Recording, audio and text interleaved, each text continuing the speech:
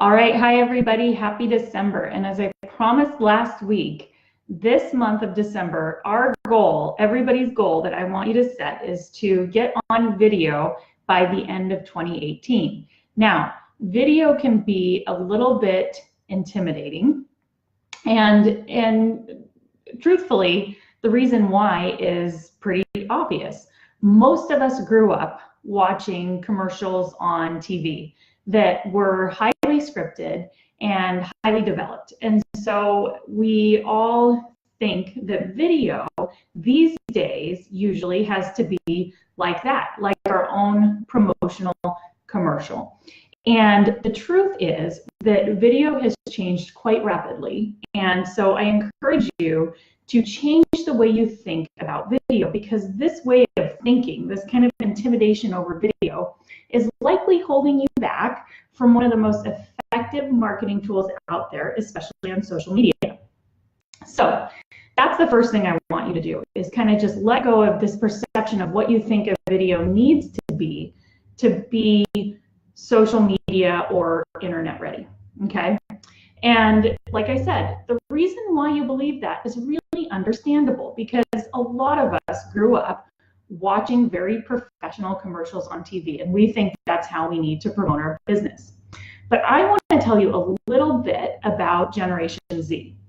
Generation Z was born 1995 and after. So to give you some perspective on where they are in life, the first class of Generation Z to graduate from college, if you went straight into college and went to college 4 years and graduated after 4 years, would be 2017. Okay, so we have a bunch of Gen Zs that turned 22 in 2017, or the first batch of them, I should say. And Generation Z grew up looking at 3 different screens at once, believe it or not. And so they have a completely different perspective of what it means to watch a video, because most of the videos that they've watched in their life have likely come from a device other than a commercial on TV, or a screen, I should say, other than a commercial on TV. And thus the types of videos they've watched have been very different than the types of videos that maybe you and I were used to watching growing up. And the things that make them want to buy something are also very different than maybe what you think would make someone want to buy something, okay? Let me just give you a little story here that I find to be so cute. I still tell it all the time. So my daughter's now 4, but when she was 2, my mom, who does a lot of babysitting for me, brought her a stack of pictures and said, this is what your mom looked like when she was your age. So, you know, when your kid, a lot of you have probably experienced, when your kid looks at baby pictures of you, it's like mind-blowing that you were ever a baby, right? And so my mom handed her, my daughter, a whole stack of these pictures. And just at 2 years old, she looked at the first one and was really into it. Like, wow, this is my mommy as a baby, right? And then my mom said, well, go ahead. There's more pictures under it. So my daughter, instead of looking for the next photo by taking the first photo off the top of the pile, actually swiped the top photo on the pile. And so I always like to tell that story, because that is her frame of reference. So for her, a stack of photos is swiping on a phone, okay? And so we need to remember when we think about video that, again, all these generations kind of below us are thinking different. And what happens with that is, it's not just Generation Z that's starting to think a little bit different about what a promotional video is. That trickles up, right? I mean, look at Facebook, for example. Facebook started as a platform for college students to get to know one another. And now Facebook's user base is in the multiple billions. Okay, so it's trickled up, right? And so here's what Generation Z believes about videos, and here's what we're all starting to believe about videos. Videos are just a real glimpse of a moment in our lives, right? I mean, think back to when reality TV became popular. We didn't watch reality TV because it was perfect. We watched reality TV because it made us feel like we could relate to what was going on, right? And if you're anything like me, the worse it kind of got on reality TV, the more I was drawn in, right? I mean, my husband says in his words, we can't change it before the train wreck happens, right? So we all kind of, and why is that? That's because we all know what it feels like to have a little bit of a train wreck in real life, right? And so we relate highly to reality when it comes to video. And so we have tools today to do video very easily. And so it's not the technology that's holding you back. And it's not, you know, being able to use the technology that's holding you back. I guarantee you it's just the mindset. It's just this mindset that you grew up with, but all these generations behind you did not grow up with it. And it's starting to trickle up into our generation that video does not have to be perfect. And the cost of holding this belief, if you hold that belief in your head, you're not going to do video. And so you're going to lose out on one of the highest converting marketing tools there is. So I really encourage you to try to change that belief, because once you change that belief and feel like, okay, I can go on video, you've opened up a whole nother realm of what you can do marketing wise. So I want you to hold a new belief that yes, you can do video just like anybody else. And so when you finally kind of do that and decide to go on video, you'll start realizing how much more engaged your audience becomes. And you'll realize that you get more conversions when you kind of add video to the mix. You'll see kind of a natural lift if you start doing more videos on a regular basis. Even make a goal to do a video or go live once a month. Now, some tips for how to do this would be starting by going live. And the reason why I like to encourage people to go live is because not only now are you armed with this new belief that people aren't expecting you to be perfect, but you're also armed with your audience's known fact that you are live on video. So no one expects it to be perfect, okay?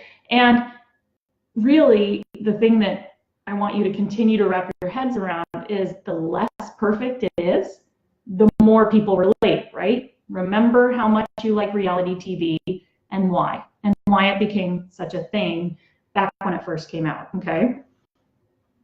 So I encourage you all to go live because that's a really low pressure way to get started with video. And another thing I encourage you to do, if you're feeling a little shy about that, is, well, first, before I go into another way, I just want to say, a lot of people are afraid to even go live because they think when they hit a live video button on either Facebook or Instagram, that they're automatically live. So I want to dispel that fear right now and tell you that you're not automatically live when you hit live. So on Facebook, you hit live where you would normally make a post, okay? And then it will position your camera. So you actually get a chance to look at yourself and how you'll look. Like right now, I can look at my screen on Facebook. I'm live on Facebook and Instagram and say, okay, I know how I look. And I could do that right before I went live. So there's another button that then you push that says go live to actually go live. And on Facebook, it gives you a 3-second countdown. On Instagram, you click on the camera in the top right corner of your screen. And then you select live on the bottom menu of your phone after you hit the camera. And then it will also give you a chance to position yourself on your phone. So you have a chance to preview yourself and the camera before you go live, or whatever your subject is, okay? So maybe it's not a video of you that you're taking, but maybe you're taking a video of a customer or a product. You have a chance to kind of see how it's all gonna look before you go live. Okay, so that's number one. Now, number two, I'm gonna give you a little Facebook trick that will help you go live if you're still feeling kind of shy. So if you want to practice how you look and sound on live video, I encourage you to make a group on Facebook with only you in it. And then set the privacy settings to secret, okay? Not closed, okay? Closed still has a public aspect to it, but to secret. Then no one can search for your group or see your group. So then you can be the only person in that group and you can practice going live in that group and you're only going live to yourself. So you can kind of get a feel for how it's gonna feel to be live before you're actually live to more people than just you. All right. So that would be a way to kind of get over some initial fear. And like I said, once you get through that barrier that you don't have to be perfect and that yes, you can go live on video too, you really will see that your conversions in your business pick up. There will be a synergy. And I'm not saying to abandon everything else you're doing marketing wise. I'm just trying to get you to add video to your mix. So I would love it if I saw a bunch of people going live. You can even tag me in that and let me know that you are going live. Because like I said, it would be really neat if by the end of 2018 you make it your goal to go live on video in a comfortable way to your audience. And before I go today, I also want to say that I am not going to be doing a live stream next week. If you regularly follow me, I usually do a live stream every Tuesday morning. But we're making some really, really exciting updates to my course, Zero to Digital, that's all about online marketing, all aspects of online marketing. I give you a 4-part framework of how to really go from, no true online marketing system to a very profitable, repeatable online marketing system within that course.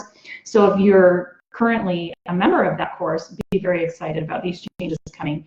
And if you're not a member of that course, that'll be coming out, that kind of new update in January. So expect to hear more about that. But next week we will be busy in recording mode. So I won't be live next week, but I will be back live the week after.